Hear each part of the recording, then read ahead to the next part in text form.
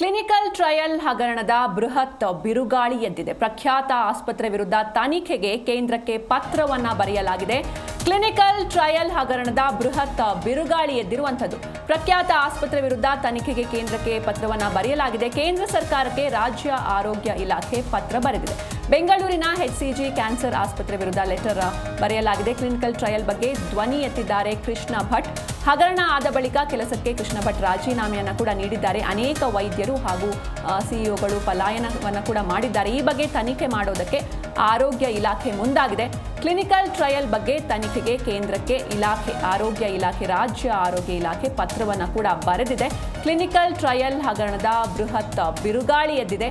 ಪ್ರಖ್ಯಾತ ಆಸ್ಪತ್ರೆ ವಿರುದ್ಧ ತನಿಖೆಗೆ ಕೇಂದ್ರಕ್ಕೆ ಪತ್ರವನ್ನು ಬರೆಯಲಾಗಿದೆ. ಕೇಂದ್ರ ಸರ್ಕಾರಕ್ಕೆ ರಾಜ್ಯ ಆರೋಗ್ಯ ಇಲಾಖೆ ಪತ್ರ ಬರೆದಿದೆ. ಬೆಂಗಳೂರಿನ HCG ಕ್ಯಾನ್ಸರ್ ಆಸ್ಪತ್ರೆ ವಿರುದ್ಧ ಲೆಟರ್ ಬರೆಯಲಾಗಿದೆ. ಕ್ಲಿನಿಕಲ್ ಟ್ರಯಲ್ ಬಗ್ಗೆ ಧ್ವನಿ ಎತ್ತಿದ್ದಾರೆ ಕೃಷ್ಣ ಭಟ್. ಹಗರಣ ಆದ ಬಳಿಕ ಕೆಲಸಕ್ಕೆ ರಾಜೀನಾಮೆಯನ್ನು ಕೂಡ ನೀಡಿದ್ದಾರೆ ಕೃಷ್ಣ ಭಟ್. ಈ ಕುರಿತಂತೆ ಹೆಚ್ಚಿನ ಮಾಹಿತಿಯನ್ನು ನೀಡ್ತಾರೆ ನಮ್ಮ ಪ್ರತಿನಿಧಿ ಭವ್ಯ ಸುನಿಲ್.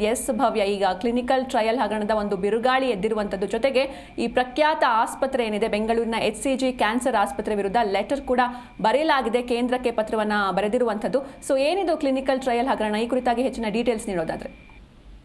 ಹಲವು ದೂರುಗಳ ಬಳಿಕ ಸದ್ಯ ತನಿಖೆಗೆ ಕೇಂದ್ರಕ್ಕೆ ಪತ್ರವನ್ನ ಆರೋಗ್ಯ ಇಲಾಖೆ ಬರ್ದಿದೆ ಅಂತಾನೆ ಹೇಳ್ಬೋದು. ಪ್ರಖ್ಯಾತ ಆಸ್ಪತ್ರೆ ಆಗಿದೆ ಇದು. ಇದರಲ್ಲಿ ಬಹಳಷ್ಟು ಅವ್ಯವಹಾರಗಳು ಕೂಡ ನಡೆದಿತ್ತು. ಅದಾದ ಬಳಿಕ ಕೃಷ್ಣ ಭಟ್ ಅವರು ರಾಜೀನಾಮೆಯನ್ನ ಕೊಟ್ಟಿದ್ರು. ಅಷ್ಟು ಮಾತ್ರವಲ್ಲದೆ ಅನೇಕ ವೈದ್ಯರು ಹಾಗೂ ಸಿಇಒಗಳು ಪಲಾಯನ ಮಾಡಿದ್ರು.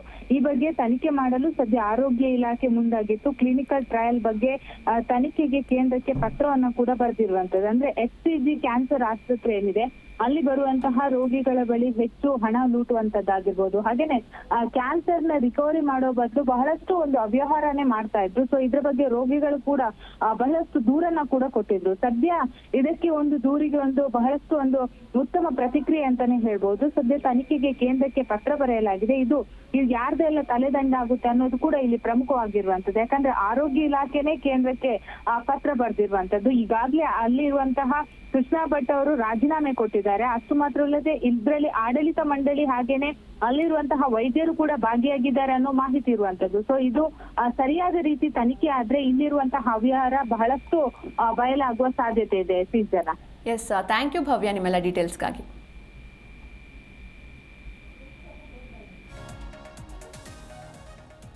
ಈಗ ಈ ಕ್ಲಿನಿಕಲ್ ಟ್ರಯಲ್ ಹಗರಣದ ಒಂದು ಬೃಹತ್ ಬಿರುಗಾಳಿ ಎದ್ದಿರುವಂಥದ್ದು ಜೊತೆಗೆ ಈಗ ತನಿಖೆಗೂ ಕೂಡ ಮುಂದಾಗಿದೆ ಆರೋಗ್ಯ ಇಲಾಖೆ. ಸೊ ಈ ಕುರಿತಾಗಿ ಪ್ರಖ್ಯಾತ ಆಸ್ಪತ್ರೆ ಬೆಂಗಳೂರಿನ HCG ಕ್ಯಾನ್ಸರ್ ಆಸ್ಪತ್ರೆ ವಿರುದ್ಧ ಲೆಟರ್ ಬರೆಯಲಾಗಿದೆ. ಕ್ಲಿನಿಕಲ್ ಟ್ರಯಲ್ ಬಗ್ಗೆ ಧ್ವನಿ ಎತ್ತಿದ್ದಾರೆ ಕೃಷ್ಣ ಭಟ್.